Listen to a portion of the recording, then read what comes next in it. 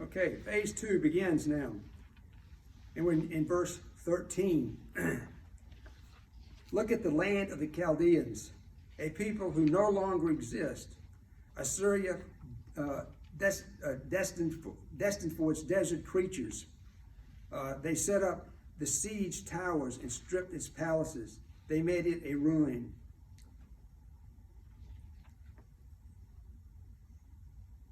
If the merchants and rulers of Tyre and Sidon still thought that their cities would never fall, as do we just, I don't think the average American has any thought pattern that America could slip away, the life that we know. They needed only to consider the recent history of the land of the Chaldeans. This kingdom, also known as Babylon, at times controlled much of the Middle East, the land of Canaan. By Isaiah's day, however, Assyria, the regions located north of Babylon, had defeated the Chaldeans and then began to project a dominance westward toward the kingdom of Aram and Syria and Israel and Judah. This is what we talked about last week when they were going up against Israel. And eventually we'll see that it was Babylon that took on Judah, but they've taken on Israel last week in Samaria here. Assyria, I'm sorry. The Chaldeans thus no longer existed as a ruling power. Their major fortified cities had been destroyed. Their palaces had been stripped of all valuables. Isaiah pointed to Assyria's defeat of the Chaldeans as evidence that God's power in the area of creation. The same fate that fell the Chaldeans awaited Tyre and Sidon. God used the Assyrians as the instrument of judgment against the Chaldeans. He would also use Assyria, succeeding empires, as instruments of his judgment against Tyre and Sidon. We see that these mighty nations is what he's trying to show us. No matter how mighty they may have been, they're going to fall if they're not following after the Lord. We see even in history of the Romans, even further down the road there, that they were the mightiest nation, all the things that they were able to do.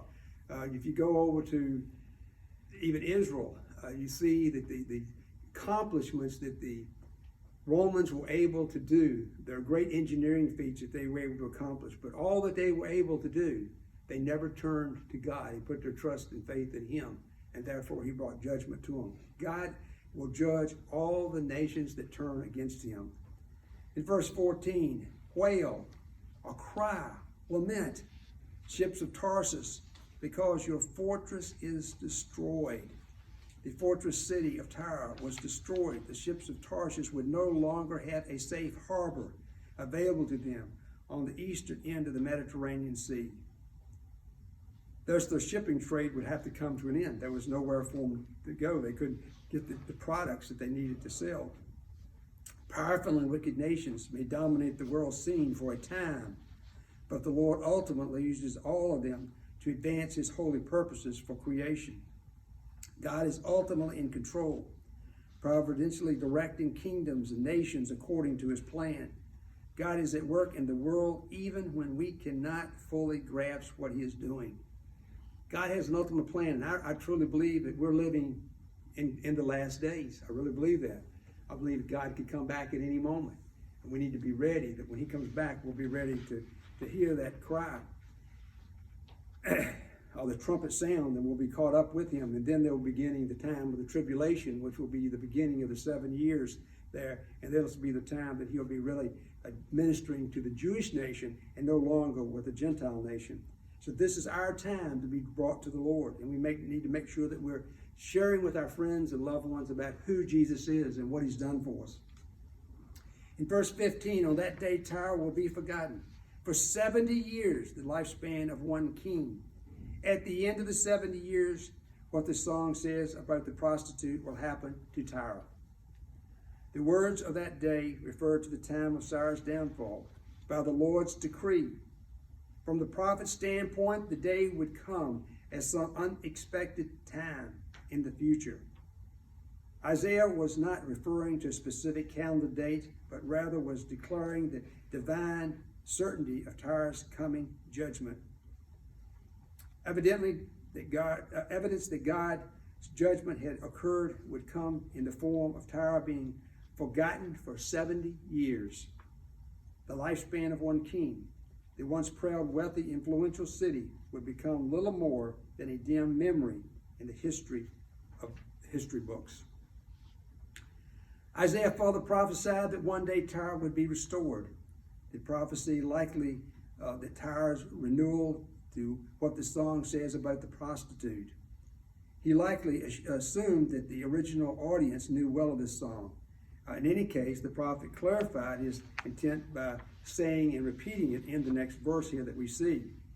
He says, "Pick up your lyre, stroll through the city, you forgotten prostitute, play skillfully, sing many a song, so that you will be remembered." To emphasize his point, the Tyre's future renewal, Israel quoted lines from the song mentioned in the previous verse. The phrase "forgotten prostitute" depicts a prostitute who no longer attracted her customers. However, the prostitute is advised to stroll through the city, playing her lyre and singing many a song in order to prompt her former lovers to remember who she was. It's telling people to remember, look back at history, and try to learn from history. You know, we don't teach a whole lot of history in school anymore, and I'm not sure that we need to. And the reason I say that, we don't seem to learn anything from history. I can remember back when I was in school, which was 120 years ago, I remember our teachers talking about the fact that we need to be very careful that we don't go down the same road that Rome went. And that's exactly what we're doing. We're going right down the same road that Rome went, and we don't seem to recognize it. We've gotten so arrogant and proud. We have a system of government that is the unbelievably best that there's ever been. We have a constitution and all that's lasted for 200 plus years. And we understand that our way of democracy is what works. And now a few people want to change everything and turn it all around to where that we are all going to be equal. Well, we all have the same equal ability, same opportunity to advance in this country like no other country. There's no country that the average person can acquire and do the things that we can do in this country. But are we all the same? Absolutely not. We're all different. Some people are willing to put all of their energies into acquiring things. I'm not willing to work that hard. There's other things in life that are more important to me than just having things.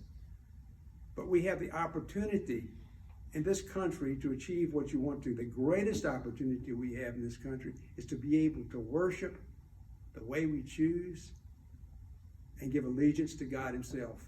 This country was founded, without any question, it was founded under Christian Judeo values. That's what we were founded under. Now, there are some of our forefathers who were not as great of Christians, but they still believed in God. They believed that they needed to give allegiance to God, even though they may not have been the great dynamic Christians that we would have liked to see them to be. But they still had a faith and a trust in God himself, and he put that trust. And when we turn away from that, we've turned away from what makes America great. And I'm afraid that we're slipping fastly away from that. And we need to be very, very careful. And as in verse 17, it goes on to say, "And at the end of the 70 years, the Lord will restore Tyre, and she will go back into the business, prostituting herself with all the kingdoms of the world throughout the earth." You know, she still hadn't even learned a lesson after all that she'd been through here. And at the end of the 70 years, the Lord will restore her. Isaiah declared that at the end of the city's period of being forgotten, 70 years, the Lord would restore Tyre. The prophet emphasizes here remains on God's sovereign control over history. If God said that she would come back, then she's going to come back, and she did come back. The idea is that only the Lord in his judgment could bring down the mighty island city. Likewise, only he could say when and if Tyre would be able to go back into the business. Refers to her lucrative prostitution. Interestingly, this is talking about here, Isaiah prophesied that the city would revert to its former ways, prostituting itself with all the kingdoms of the world throughout the earth. Isaiah's word promised to ask some serious questions. Are we serious about God and what he wants us to do and be what he wants us to be? Do we ask him to teach us his ways? Are we willing to go through some tough times and receive a blessing for it? The Apostle Paul said, endure suffering as discipline. God is dealing with you, or us, each one of us, as sons. No discipline seems enjoyable at the time, but painful. Later on, however, it yields the peaceful fruit of righteousness to those who have been trained by it. When God puts us through trials and tribulations, it's so that we can learn things and be what he wants us to be. And that's the way he's getting us and drawing us to him. In verse 18, but her profits and wages will be dedicated to the Lord. They will not be stored or saved, for her profits will go to those who live in the Lord's presence, to provide them with ample food and sacred clothing. Here we see that Isaiah foreshadowed and foretold here that although a restored city of Tyre would return to her old majestic ways, the Lord would sovereignly direct her profits, and her wages will be dedicated, it says, set apart for the Lord. The city's monetary wealth was to be dedicated to the Lord and to the Lord's treasury. Tyre's wealth would not be stored or saved, but rather would be used for profit and provide ample food and clothing for the Lord's priest.